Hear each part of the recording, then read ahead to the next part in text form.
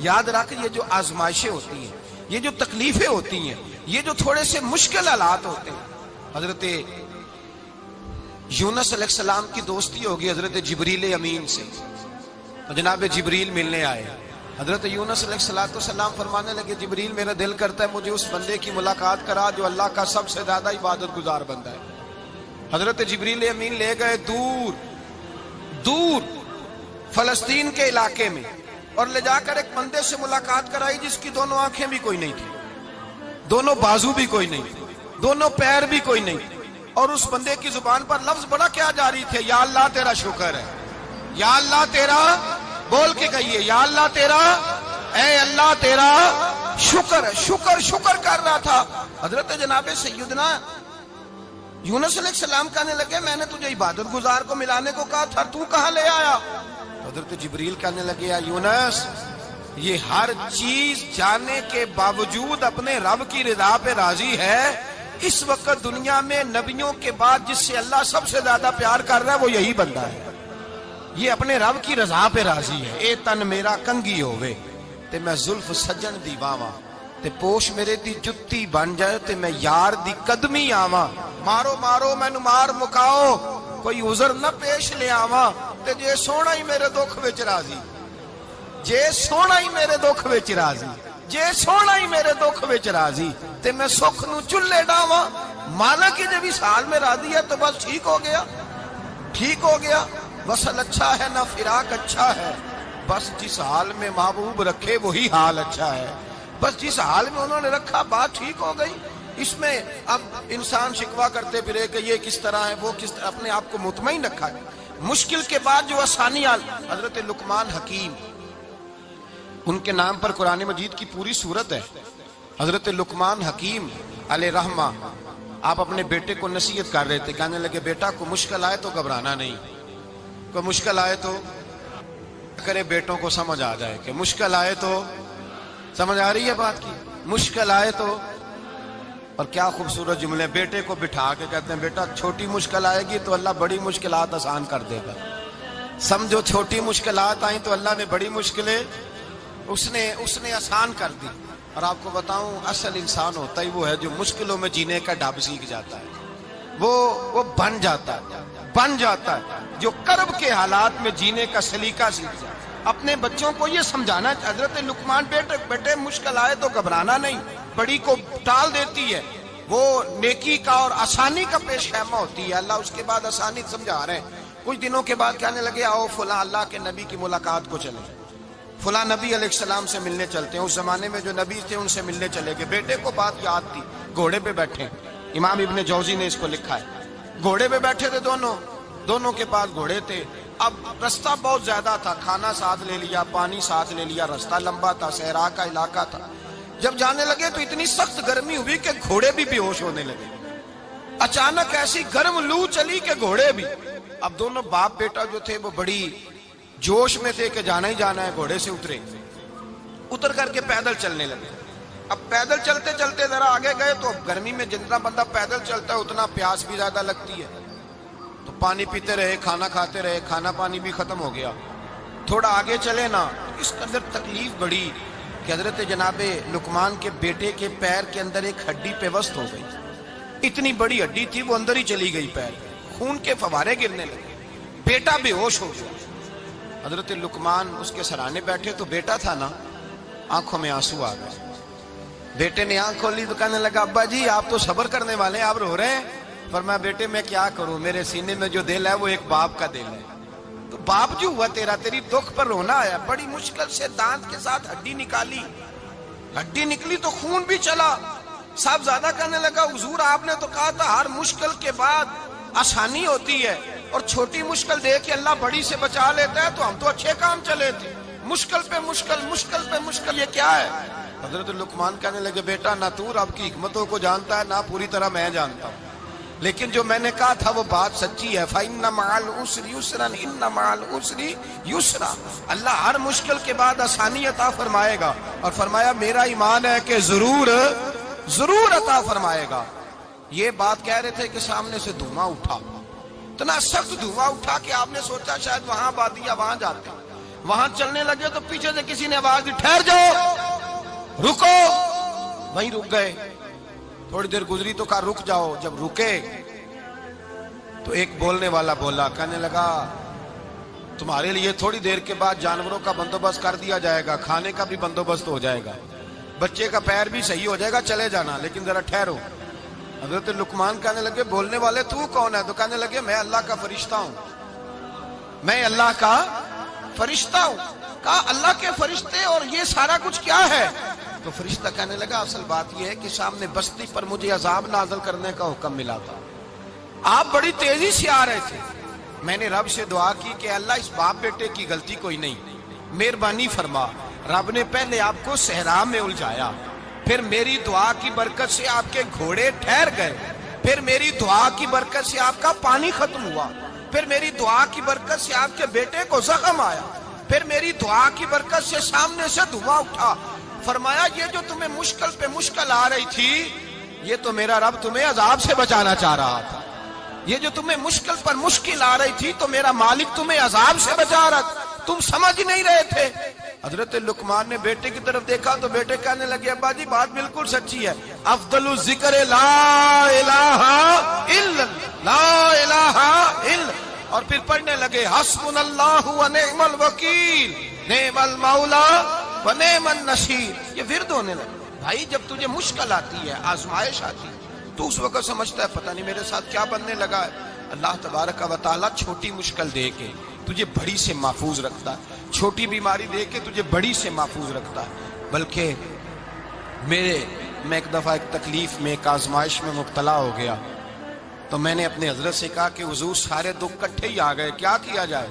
تو آپ فرمانے لگے بڑے خوش نصیب ہو، جوانی میں اللہ نے دکھ دے دیے، بڑھاپے میں آئے تو برداشت نہیں ہوتے، یہ تو بڑے وقت پہ آ گئے، شکر ادا کرنا چاہیے، اس زمانے میں برداشت نہیں ہوتے، اب آسانی ہے، ان کو برداشت کرو، ہمت کرو. میرے بھائی یاد رکھیں آزمائشیں تکلیفیں آپ کو بڑا کرنے کے لیے آتی ہیں. ہم آزمائش کو برا جانتے ہیں، دکھ کو برا جانتے ہیں، دکھ تو بڑے پیارے ہوتے ہیں، یہ رونے کا سلیقہ سکھاتے ہیں، یہ اللہ کو منانے کا طریقہ سکھاتے ہیں، یہ مسجد میں جانے کا. وہ جو سکھی بندہ ہے نا سکھی، مجھے ایک صاحب کہنے لگے دو قسم کے لوگ مدینے سے آتے ہیں، مدینہ شریف پوچھنے لگے، کہنے لگے حضرت جی دو قسم کے بندے ہیں، کچھ واپس جاتے ہوئے تڑپ رہے ہیں، کچھ تصویریں کھینچ رہے ہیں رخصتی کے وقت، فرق کیا ہے؟ تو میں نے کہا وہ جو تصویریں کھینچ رہا ہے وہ امیر آدمی ہے، اسے پتا ہے کہ میں پھر ٹکٹ لے لوں گا، مہینے کے بعد پھر آ جاؤں گا، اور یہ مدینہ چھوڑتے ہوئے تڑپ رہا ہے یہ کوئی غریب ہے، یہ کہہ رہا ہے پتہ نہیں دوبارہ موقع ملے کہ نہ ملے. یہ دکھی ہے، یہ آزمائش میں دکھی. سکھی بندہ تو مکے جا کے نہیں روتا، وہاں بھی کھڑا ہے ڈٹ کے کھڑا. دکھی کوئی نہیں تو روئے کیسے؟ روئے کیسے؟ دکھیے دی گل دکھی آئی جانے، دکھیے دی گل. کیا خوبصورت لفظ ہے میاں صاحب کی، اور لفظوں میں حسن دیکھے. کہنے لگے دکھیے دی گل دکھی آئی جانے تے سکھیے نو کی خبراں، تے یار جنہاں دے موت نے مارے روندے نہیں تک تک قبراں.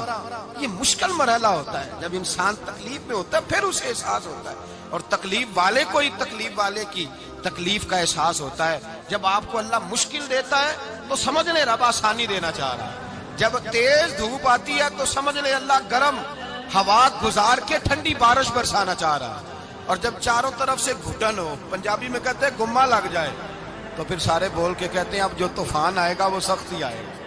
اس لیے کہ گھٹن جتنی زیادہ ہوتی ہے پھر فضل بھی اتنا. حضرت نوح علیہ السلام کی قوم کو حضرت نوح علیہ السلام نے 1500 سال سمجھایا ہے. 15، کچھ لوگوں نے 950 سال لکھا ہے نا، اعلیٰ حضرت نے لکھا 1500 سال عمر ہوئی حضرت نوح علیہ السلام. اللہ تعالیٰ بندے کو جلدی سزا نہیں دیتا، بلکہ قرآن مجید میں ایک جگہ رب کریم اس طرح بھی فرماتا ہے کہ جب بندے مجھے بھول جاتے ہیں تو میں ان کے لیے نعمتوں کے دروازے کھول دیتا ہوں. بندہ سمجھتا ہے کہ میں کچھ تو ہے نا کہ میرے اندر کہ میں جدھر جاتا ہوں خیر ہی خیر ہو جاتی ہے، وہ سمجھتا ہے کہ میری عقل ہے، حالانکہ اللہ اسے ڈھیل دیتا ہے. اللہ اسے ڈھیل دیتا ہے. گناہوں کی سزا کے 3 طریقے ہیں. ایک ہے متنبع کرنا، تنبیہ کرتا ہے اللہ، بندہ متنبع ہو جاتا ہے، یہ اللہ کا بہت بڑا احسان ہوتا ہے. ایک ہوتا ہے مہلت دینا، اور ایک تیسرا ہوتا ہے اللہ خفیہ تدبیر کرتا ہے. تھوڑا سا سمجھیے گا. इंसान पर कोई आजमाइश आई, फौरन उसकी छठी इसने कहा कि वो फलां जगह गलती की थी तब ऐसा हुआ है। होता है ना कई दफा, आवाज आती है ना अंदर से, चले बोल दे कुछ नहीं होता आपको, अल्लाह जानता है यहां कोई कुछ नहीं कहेगा आपको। और हमारी तो वीडियो भी नहीं घूमती, यानी खबर भी नहीं हो कि किसने हाँ कर दी किसने ना कर दी। आप बगैर टेंशन के बातचीत करें, आज कुछ नहीं होता इंशाअल्लाह ताला। आती है अंदर से आवाज। मैं आपसे इसलिए इन चीजों की तस्दीक कराता हूं कि बाकियों को भी आती है कि नहीं, इसलिए तस्दीक। कभी कोई किसी जगह इंसान परेशान होता है तो महसूस करता है कि वहां मुझसे होता है ना जी, जिसको ये नसीब हो जाए बड़ा खुश नसीब आदमी है। हजरत मौला अली फरमाते हैं अगर तुझे दुनिया में सजा मिल गई तो तू बच गया है, समझ फिर अल्लाह करम करेगा, आखिरत में सजा नहीं देगा। और ये याद रख ले, वमा असाबकुम मिन मुसीबतिन फबिमा कसबत ऐदीकुम व याफू अन कसीर। अल्लाह फरमाता है दुनिया में तुझे जो भी तकलीफ पहुंचती है वो तेरे हाथों के करतूतों की वजह से पहुंचती। व याफू अन कसीर, फरमाया कसीर गुनाह तो मैं वैसे ही माफ कर देता हूं। ये जो तेरी जिंदगी में दुख है ना, ये भी मेरी कलील सजाएं हैं। ये कसीर पर सजा, ये कलील है कलील, ये जो तुम्हारी जिंदगी में तकलीफ है। इंसान को सजा मिलती। हजरत फुजैल बिन अय्याज रहमतुल्लाह ताला अलैह घोड़े पे बैठे थे, घोड़ा शरारत करने लग गया, उछलने लग गया, कूदने लग गया। तो हजरत फुजैल बिन अय्याज नीचे उतरे, एक कोने में जाके नमाज की नीयत बांध ली, 2 रकात नमाज पढ़ी, फिर देर तक इस्तिगफार पढ़ते रहे, रोते रहे, दुआ करते रहे। वापस आए, खादिम अर्ज करने लगे हुजूर समझ नहीं आई, घोड़े ने थोड़ी सी शरारत की, वो बिदका है, आपने उसको छोड़ा है और छोड़ करके आप नमाज में लग गए। तो हजरत फुजैल बिन अय्याज फरमाने लगे जब बंदा अल्लाह की नाफरमानी करता है ना, तो जो चीजें उसकी फर्माबरदार होती हैं वो उसकी नाफरमानी करने लग जाती। तो मुझे महसूस हुआ था कि मैंने कहीं अल्लाह की नाफरमानी की है, इसलिए ऐसा हुआ है कि मेरे घोड़े ने मेरी, तो मैं तौबा करने लगा हूं। और अब देखता हूं बैठ के भला क्या होता है। मैंने सच्ची तौबा, हालांकि मुझे याद नहीं कि मैं कहां बोला, पर खरी और सच्ची तौबा की। दोबारा घोड़े पे बैठे तो घोड़ा बिल्कुल सही होके साथ चलने लग गया।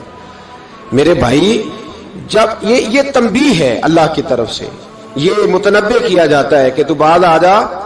बहुत सारी जगहों पे इंसान को वक्ती तौर पर अगर सजा मिल जाए, नबी पाक अलैहिस्सलाम की खिदमत में एक सहाबी आए, बात मजबूत कर दूं, वाकया सुनाया है ना, तो कुछ लोग समझते हैं कि ये वाकया है, तो मैं एक हदीस पाक इमाम बहकी की लिखी हुई अर्ज करता हूं।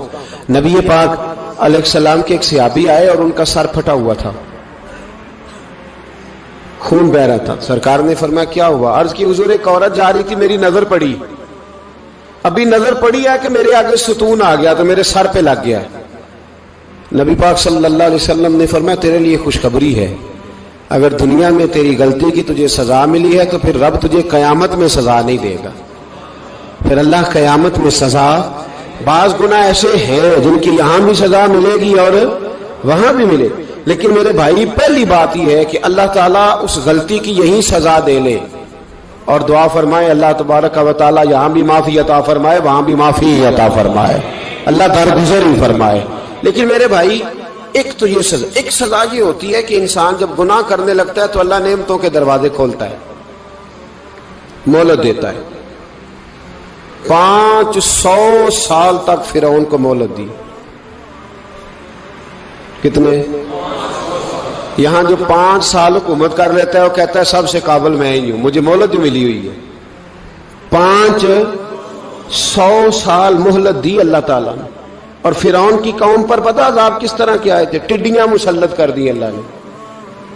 ये घूमती नहीं छोटी सी, हम अपनी जुबान में उसको कुछ लोग मुख्तलिफ नामों से याद करते हैं, कोई मकड़ी कहता है, कोई कुछ कहता है, मुसल्लत कर दी, जाती नहीं। उन पर बनी इसराइल के उन मुकाबिल जो फिरौन की कौम थी उन पर इल्जाम इस तरह का अजाब आया कि मेंढक मुसल्लत कर दी अल्लाह ताला। बर्तन खोलते थे अंदर मेंढक निकलता था, दुनिया की हर दवाई इस्तेमाल करते थे लेकिन मेंढक निकल आता था। थोड़ा सा समझा करें चीजों को, हमारे रंग नहीं ज्यादा गोरे कि हम पर अजाब नहीं आता। कोई बहुत ज्यादा अल्लाह ताला माफ फरमाए दौलत नहीं जमा करा बैठे शाही खजाने में कि हमसे पूछा नहीं जाएगा।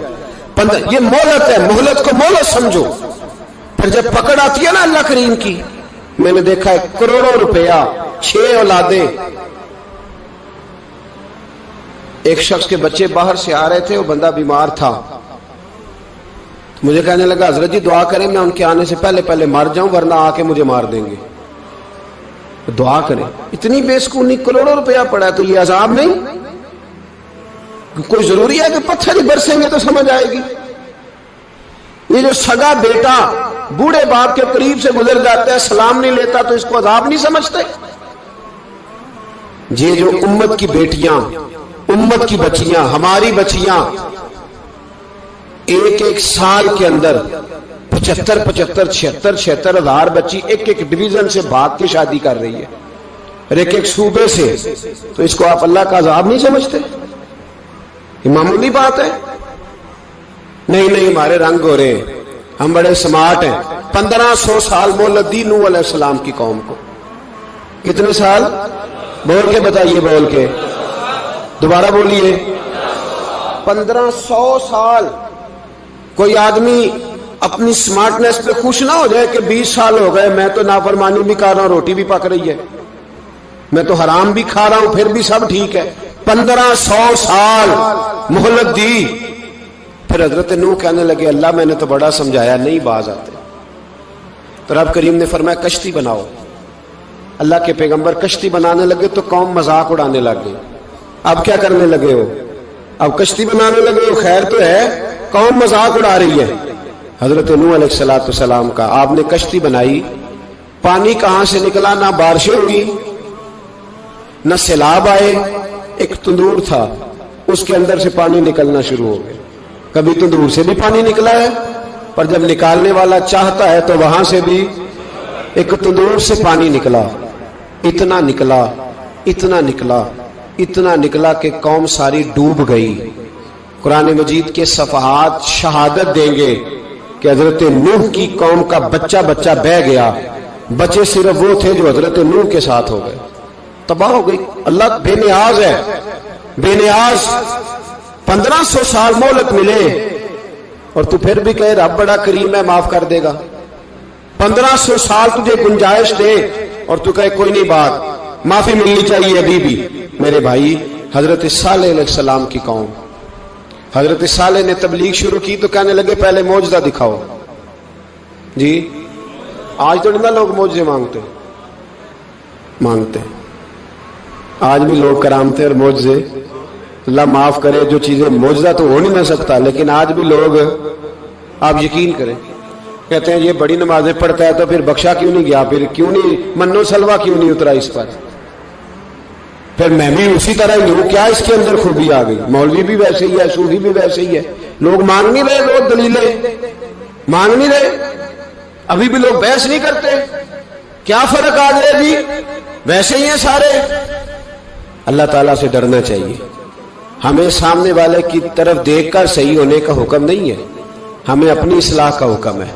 اپنی طرف دیکھ کے اپنے آپ کو ٹھیک کرنے کا. الزام لگا کے گزر جانا, اس کا کوئی مطلب. سنو اور یاد رکھو, حضرت صالح علیہ السلام سے کہنے لگے پہلے معجزہ دکھائیں, تو حضرت صالح علیہ السلام نے فرمایا اونٹ کہاں سے پیدا ہوتے ہیں؟ کہا اونٹنی کے بطن سے. فرمایا آؤ میں تمہیں پہاڑ کے اندر سے اونٹنی پیدا کر کے دکھاتا ہوں. کہاں سے؟ پہاڑ کے اندر سے. حضرت نوح ساتھ لے کے گئے تو پہاڑ کے اندر سے اونٹنی نکلی, اور اونٹنی بھی گابن تھی, اس کے پیٹ میں بچہ, اور اونٹنی اتنا دودھ دیتی تھی کہ ساری بستی دودھ پی جاتی تھی, پھر بھی دودھ بچ جایا کرتا تھا. لیکن حضرت نوح علیہ السلام نے فرمایا اب تم نے دیکھ تو لیا یہ اسے, یہ جتنا دودھ دے گی روٹی بھی اتنی کھائے گی. ایک دن تم سارے پانی پیو گے, ایک دن یہ سارا پانی پیا کرے گی. ایک دن تم سارے باقی جانوروں کو گھاس کھلاؤ گے, ایک دن یہ اونٹنی. اور اونٹنی کا نام کیا؟ ناقۃ اللہ, اللہ کی اونٹنی. کس کی اونٹنی؟ نام کیا ہے؟ اللہ کی. یہ اللہ کی اونٹنی ہے. تو حضرت نوح علیہ السلام کی اونٹنی, فرمایا اس کی بے ادبی نہ کرنا. باز نہیں آئے لوگ, باز نہیں آئے. کہنے لگا جی دودھ دینا تو ٹھیک ہے, پر یہ جو سارا پانی پی جاتی ہے نا, یہ صحیح نہیں. یہ جو ساری گھاس کھا جاتی ہے یہ نہیں ٹھیک. دودھ دینا تو ٹھیک ہے پر یہ نہیں صحیح. آپ نے فرمایا اسے کچھ نہ کہنا, اللہ کی اونٹنی ہے. میں کہا کرتا ہوں ان لوگوں نے ناقۃ اللہ کی بے ادبی کی, حضرت نوح علیہ السلام کی اونٹنی کی ٹانگیں کاٹ دی صالح علیہ السلام کی. اور دیکھو اللہ بڑا بے نیاز ہے، اگر پیدا کرنا جانتا ہے تو حفاظت کرنی نہیں جانتا. لیکن رب کریم نے فرمایا نہ کرنا. انہوں نے ان کے پیر کاٹ دیے، کانوں پہ چھریاں لگائیں. اونٹنی جب مر گئی، اونٹنی اللہ تبارک و تعالیٰ کی وہ اونٹنی جب مر گئی تو حضرت صالح علیہ السلام کی قوم پر رب کریم نے زلزلہ بھیجا. اذا زلزلت الارض زلزالها، جب زلزلے آئیں گے اور جب ان کا زلزلہ آنا زلزلہ آتا ہے نا، کیا کرتی ہے قوم؟ لا الہ الا اللہ، لا الہ الا اللہ، کلمے جاری ہو جاتے. بلکہ ایک دفعہ ایسا بھی ہوا کہ مسجدوں میں اعلان ہونے لگے زلزلہ آ رہا ہے. جو فجر کے لیے نہیں اٹھے زلزلے کے لیے وہ بھی اٹھ گئے. جن کا دعویٰ ہے نا میری سویرے آنکھ نہیں کھلتی، ان کی لگی نہیں کتنے گھنٹے، بعد میں بھی نہیں لگی. ٹی وی پہ اعلان ہوتے رہے کوئی نہیں آ رہا، سو جاؤ چپ کر کے. لیکن آنکھ لگی. موت سے تو ڈرتا ہے، اللہ سے ڈرتا ہی نہیں. موت کا خوف ہے، رب کا نہیں. زلزلہ آیا، ساری قوم تباہ ہو گئی. بتاؤ اگر ناقت اللہ کی گستاخی ہو تو اللہ ناراض ہو جاتا ہے، اور اگر اولیاء اللہ کی ہو، اگر اولیاء اللہ کی ہو تو رب ناراض نہیں ہوتا. شرم نہیں آتی لوگوں کو داتا صاحب کی بے ادبی کرتے، شرم نہیں آتی لوگوں کو غوث اعظم کی گستاخی کرتے، حیا نہیں آتی جنہوں نے دین پھیلایا ان کی بے ادبی. میں درد سے کہتا ہوں، رو کے کہتا ہوں، اور اگر کلیجہ پھٹ سکے تو میں دکھاؤں زخم کتنے. ایک حج کے موقع پر ایک بابا جی، اس سال 4,80,000 روپے کا پرائیویٹ حج تھا، اور بابا جی کی کیفیت کمزور تھی، بیچارے بیمار تھے. اس کے باوجود وہ گئے. بوڑھے آدمی، جا کے بیٹھیے، بزرگ. اور کتنی مشکل ہے وہاں منا، مزدلفہ، عرفات، طواف زیارت. کتنا مشکل کام ہے طواف زیارت کرنا، طواف وداع کرنا. کس کٹھن سے حج کیا، بڑھاپے میں پیسے بھی لگائے. اور جب وہ روضہ رسول پہ گئے صلی اللہ، اور انہوں نے جا کے نبی پاک صلی اللہ علیہ وسلم کے روزے کی طرف منہ کر کے درود شریف پڑھا تو ایک ملا نے اٹھ کے کہہ دیا تو مشرک ہے. تو میری روح کانپی. میں نے کہا تجھے شرم نہیں آئی، حیا نہیں آئی؟ اس کی عمر دیکھ، کس بڑھاپے میں کہاں سے چلا، کہاں آیا. یہ مشرک ہوتا تو کسی مندر میں جاتا، یہ مشرک ہوتا تو کسی گرجے میں جاتا. یہ مشرک نہیں، یہ مومن ہے. اور یہ وہ والا مومن ہے جس کے سینے میں دل جب دھڑکتا ہے تو خالی دھڑکتا نہیں، ساتھ وہ محمد عربی پہ درود و سلام بھی پڑھتا ہے. شرم نہیں آتی لوگوں کو؟ اتنی بڑی گستاخی کرتے. جو روزہ رسول پہ آیا مشرک ہے. میں نے تو ایک مولوی کو صاف صاف کہا تھا، میں نے کہا اگر میں مشرک ہوں تو نکالو، مشرک کا داخلہ تو یہاں ویسے ہی منع ہے. شرم نہیں آتی؟ اپنی زبان کا ایک پاس کرو کچھ. اتنا ظلم، اتنی بڑی فرقہ واریت امت میں، اتنا امت کو تقسیم کرتے ہو، تمہیں شرم نہیں آتی؟ جہاں سے اتحاد کا پیغام دینا چاہیے وہاں سے تم لوگوں کو فرقے کا پیغام دیتے ہو، ایک مقصود فرقے کی تبلیغ کرتے ہو. خدا را تو میں کہہ رہا ہوں ناقت اللہ کی بے ادبی پہ عذاب آتا ہے، تو اولیاء اللہ کی بے ادبی پہ نہیں آتا. داتا صاحب ساری زندگی تبلیغ کرتے رہے، ایک آدمی نے اٹھ کے کہہ دیا جناب وہ تو شرک کا اڈا ہے، تو رب کریم ناراض نہیں ہوتا ان باتوں سے؟ ہمیں خیال کرنا چاہیے، اللہ سے ڈرنا چاہیے. ان چیزوں سے عذاب آتا ہے اور آ رہا ہے. اللہ تعالی ہمیں محفوظ فرمائے. اللہ ہمیں اس سے، قوم لوط پہ بھی عذاب آیا.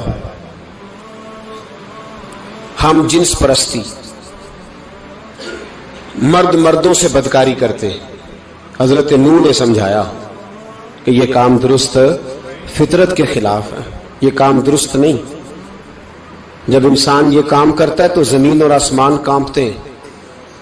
اب میں کیسے کھول کے بتاؤں؟ میرے پاس اعداد و شمار ہیں کہ پاکستان کے اندر اس کام کی کیفیت کیا ہے اور کس طرح کر کے لوگ. میں تو رونا روتا رہتا ہوں داڑھی کا. لوگ کئی دفعہ کہتے ہیں حضرت صاحب پہلے بھی آئے تھے تو داڑھی کی بات، پھر بھی آئے تو داڑھی کی بات. تو میں رونا روتا ہوں.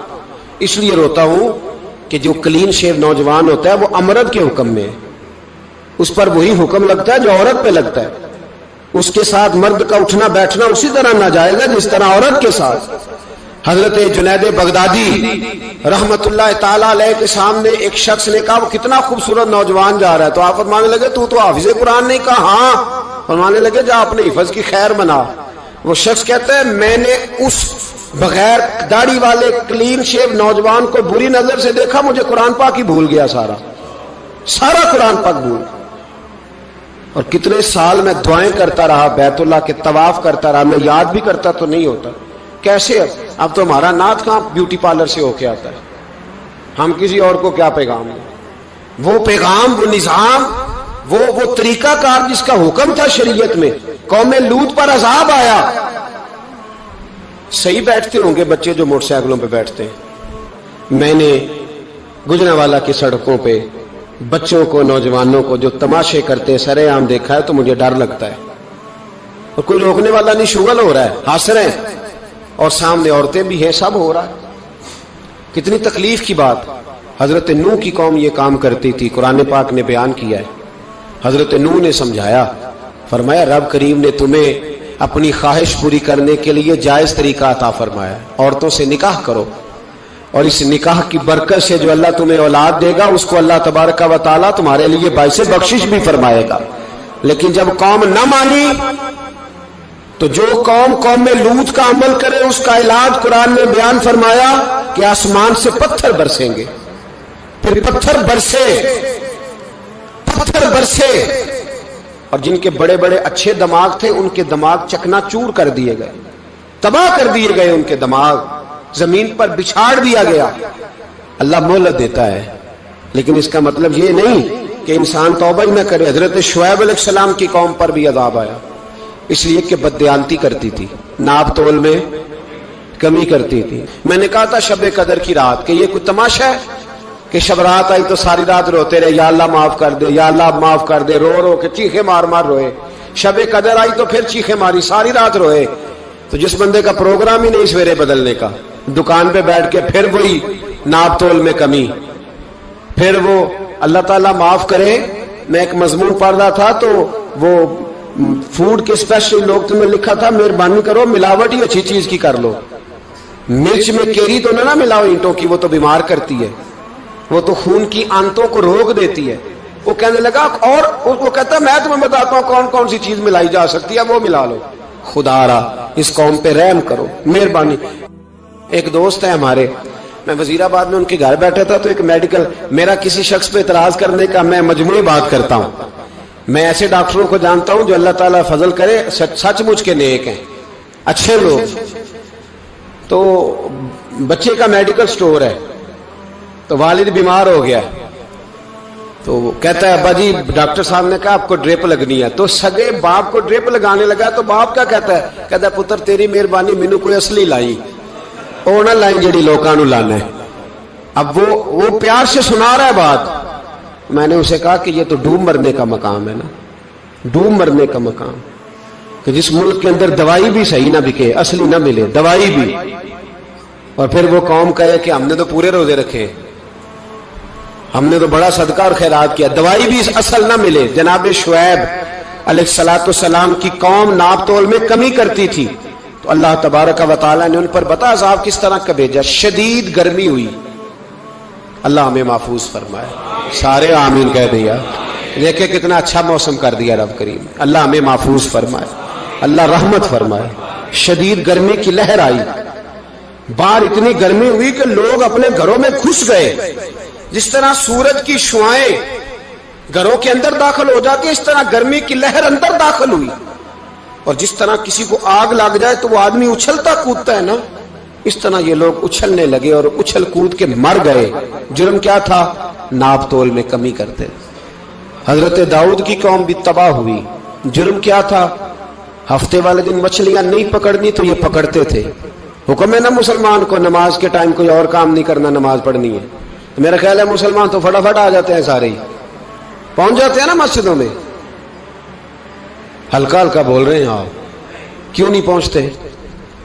अगर हजरत सैयद, और पता है उन्हें सजा क्या मिली, अल्लाह ने फरमाया इस टाइम इबादत करने में काम नहीं करना, वक्त नहीं है काम का। उन्होंने मछलियां पकड़ी, 12,000 लोग थे। पता है मालिक ने सजा क्या दी, बंदर बना दिया अल्लाह करीम। कुरान मजीद का पहला सिपारा पढ़े, फजअलनाहा नकालन लिमा बैना यदैहा व मा खल्फहा। अल्लाह फरमाते पिछलों के लिए भी इबरत बना दिया, बाद वालों के लिए भी इबरत, निशाने इबरत बना दी। बंदर बन गए, और जो उनके दोस्त जो बच गए थे उनके पैर चूमते थे, रोते थे। 3 दिन बंदर बन के जिंदा रहे, फिर अल्लाह ने सबको इज्तिमाई मौत। बुखारी शरीफ में हदीस है, काजी अय्याज मालिकी रहमतुल्लाह अलैह ने बड़ी तफसील से लिखी है। रावी हजरत अनस बिन मालिक हैं। एक बंदा बड़ी दूर से आया नबी पाक सल्लल्लाहु अलैहि वसल्लम की ज़ियारत के लिए, बड़ी दूर से। अरब के जो सरदार होते थे उनके बड़े नाज नखरे होते थे। वो खैर आज भी हैं, प्रोटोकॉल का माहौल आज भी, यानी वजीर साहब के आगे 2-4 गाड़ियां ना हो तो उनको मज़ा ही नहीं आता। पुलिस वाले आगे पीछे भागें तो हालांकि उनको नहीं पता कि जो पुलिस वाले आगे पीछे भाग रहे हैं ना, ये हुकूमत बदली तो गिरफ्तार करने भी इन्होंने ही आना है। लेकिन वो बड़ा मज़ा आता है जब लोग गाड़ी के पीछे भागते हैं। क्या बात है जनाब, बड़ी बात। और हमारी तबीयतों में पता नहीं कौन सी। तो नबी पाक सल्लल्लाहु अलैहि वसल्लम की खिदमत में वो शख्स बड़ी दूर से आया। तो अरब के बादशाहों का मिजाज था, प्रोटोकॉल बड़ा चाहते थे। उनका तो ये तरीका था कि हुक्मरानी करनी है जैसे भी हो। अगर किसी गुलाम ने धूप में बंधा रह गया, ऊंट और छांव में नहीं बांधा तो दुर्रे मारते थे, और अगर उसने खोल के बांध दिया तो फिर भी मारते थे। कहते थे इतना सियाना हो गया तो उन्हें पूछा ही नहीं, खुद ब खुद ही बांध दिया। वो शख्स हुजूर की बारगाह में आया और बहुत सारे लोगों के पास क्योंकि वो जाता था अपने सरबराह का पैगाम लेके, तो वो कांप रहा है जब हुजूर की बारगाह में गया, डर रहा है। अब जरा बात को समझना, नबी पाक सल्लल्लाहु अलैहि वसल्लम ने उससे फरमाया क्यों डरते हो, सादा आदमी है, देहाती है, बद्दू है। अल्लाह के रसूल ने थप की दी, क्यों डरते हो? तो कहते हुजूर मुझे आदाब नहीं आते और मुझे डर आता है, कोई बात अगर ऐसी हो गई आप मदीने की हुकूमत के सरबराह हैं तो कहीं आप नाराज ना हो जाएं। हजरत अनस बिन मालिक फरमाते हैं बात कहाँ की थी, पहुंच कहाँ गई। जब उसने ये कहा ना कि आप तो हुकूमत के सरबराह हैं, कहीं कोई गलती ना मुझसे हो जाए, तो नबी पाक की आंखों में आंसू आ गए। हुजूर रोने लगे और नबी पाक सल्लल्लाहु अलैहि वसल्लम फरमाने लगे ना भाई, तो किसी हुकूमत के सरबराह के पास नहीं आया ना, तू तो उस बेटे के पास आया है जिसकी माँ गोश्त के खुश्क टुकड़े खा के भी गुजारा कर लेगी। मैं तो एक गरीब माँ का बेटा हूं।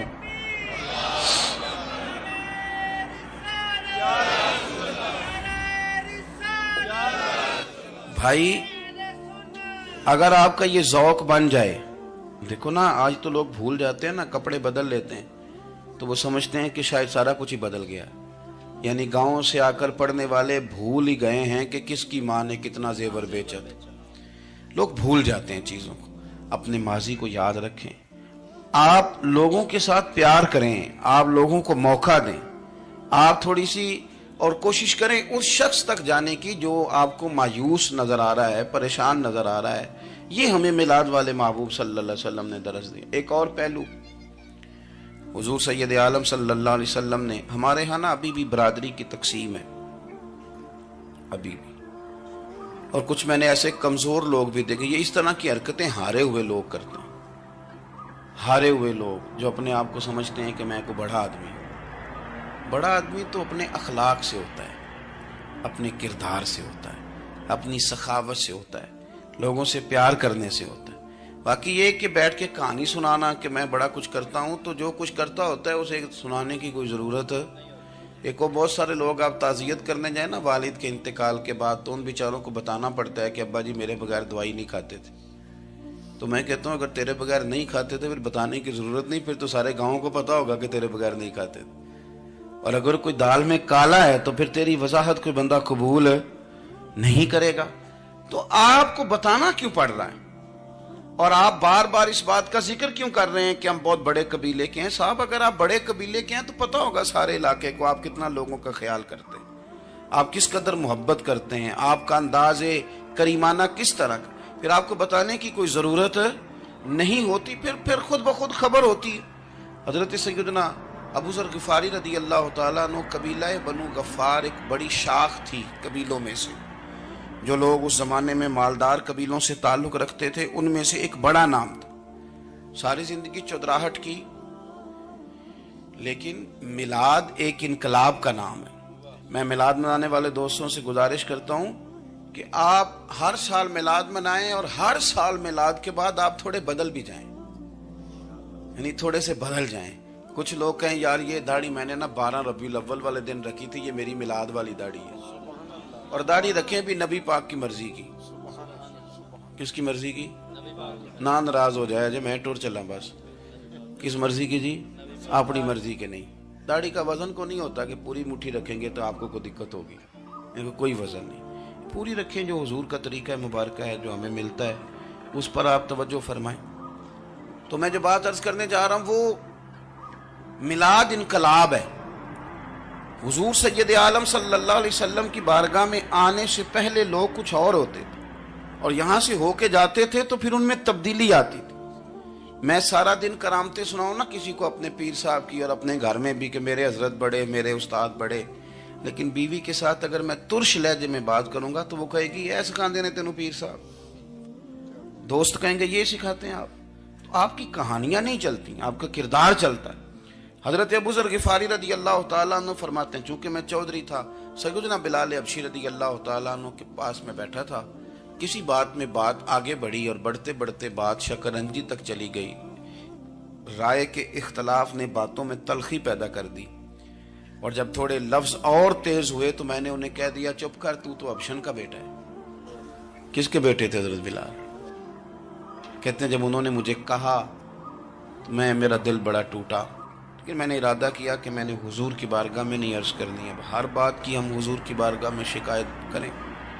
लेकिन मैं जाके मस्जिद में बैठा और जब सरकार आए ना, इरादा नहीं था कि अर्ज करूंगा, लेकिन हुजूर का चेहरा देखा तो दुख मेरा खुद ही ताज़ा हो गया। रोने का भी तो तभी मजा आता है ना कोई अपना मिले तो। फरमाते हैं कि मेरे आंसू ना बगैर इख्तियार के छलक पड़े और मैं खुल के रोए, खुल के। कुर्बान जाऊं महबूब के भी हुजूर ने पास नहीं बुलाया, बल्कि नबी पाक उठ के खुद मेरे पास आए और मुझे कंधों से पकड़ के सीने से लगाया। और जब मैं खुल के रो लिया तो हुजूर मेरे आंसू पूछने लगे। कुछ शेर ऐसे होते हैं जो किसी ने कहे होते हैं और कहने वाला जो होता है वो साहिब हाल होता है, तो उसमें कुछ खूबसूरती ज़्यादा ही हो जाती है। एक पंजाबी के शायर हमारे गुजरात में गुजरे, बुजुर्ग थे, उनका एक शेर है, वो कहते हैं एक बारी मेरी आँखियाँ चों उन्होंने अथरू पूंजे सन। एक बारी मेरी आँखियाँ चों उन्होंने अथरू पूंजे सन, हुण ते चस्का पै गया रोने दा। एक बारी मेरी आँखियां चों उन्हां ने अथरू पूंजे सन, हुण ते चस्का पै गया रोने दा, ते हर वेले आहो जारी दा। तो मैं रोज रोने लगा हूं, मजा ही बड़ा आया है जब से महबूब ने चुप कराना शुरू किया मेरे अजीज।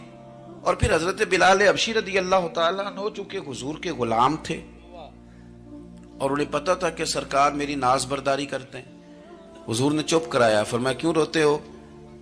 तो अर्ज करने लगे या रसूल अल्लाह सल्लल्लाहु अलैहि वसल्लम, अगर मैं अबशन का बेटा हूं तो मेरी तो गलती कोई नहीं ना, ये तो तकसीम अल्लाह की है ना। अल्लाजी खलका फसव्वा का फअदलक फी अय्यि सूरतिन मा शाअ रक्कबक। जिस तरह वो चाहता है, जिसको चाहता है उस तरह की उसकी सूरत बना देता है। तो मुझे अबशन का बेटा कहा जाता है, मेरी गलती क्या है? हजरत बिलाल ने भी नहीं बताया किसने कहा, लेकिन नबी पाक सल्लल्लाहु अलैहि वसल्लम ने क्या फरमाया। इमाम यूसुफ सालेही ने लिखा है, जरा गौर करना बात पर, तसल्लियां लोग और रंग में भी देते हैं पर यह तसल्ली बड़ी अनोखी है। हुजूर फरमाने लगे बिलाल अगर तो अबशन का बेटा है तो परेशान क्यों होता है? काले रंग वाली माँ का बेटा है तो परेशान क्यों होता है अगर तेरी वालदा का रंग काला है तो? अर्ज की हुजूर आप क्या फरमाना चाहते हैं? तो सरकार फरमाने लगे मैं दो माओं का बेटा हूं, एक जनाब आमना जिन्होंने मुझे पैदा किया और एक हजरत उम्मे ऐमन जिन्होंने मेरी परवरिश की, मुझे बड़ा किया। हुजूर फरमाने लगे मेरी माँ आमना का रंग गोरा था और मेरी माँ उम्मे ऐमन का रंग काला है। तो फरमाया अगर तुझे किसी ने काले रंग वाली माँ का बेटा कहा तो उसे कह देना मदीने वाले महबूब के भी तो एक वालदा का रंग काला है, तो कह देना। हजरत बिलाल कहते हैं कि वो इस तरह की तसल्ली थी, तिफल तसल्लियां नहीं जिस तरह की हमें दी जाती, वो इस तरह की खूबसूरत तसल्ली थी कि उसके बाद मेरा दिल ऐसा ठंडा हुआ, फिर किसी का ताना ताना नहीं रहा, फिर किसी की तकलीफ नहीं रही। रसूल पाक सल्लल्लाहु ताला अलैहि वसल्लम ने ये जो आज तकसीम है हमारे यहाँ ऊंच नीच की, छोटे बड़े की, जात बरादरी की, हुजूर फरमाते मैंने पाँव के नीचे रख के कुचल दी, अब इसका कोई स्टेटस नहीं रहा, अब ये कोई मामला नहीं।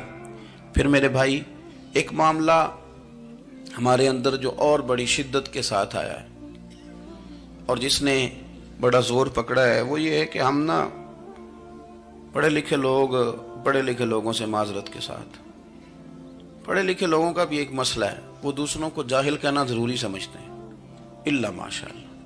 میں اکثر کہتا ہوں کہ یہ تو آسان کام ہے نا، آپ نے کہہ دیا جاہل نے جی سارے پنڈ والے، یہ تو بڑا آسان کام ہے، تو جان چھڑانے والی بات ہے۔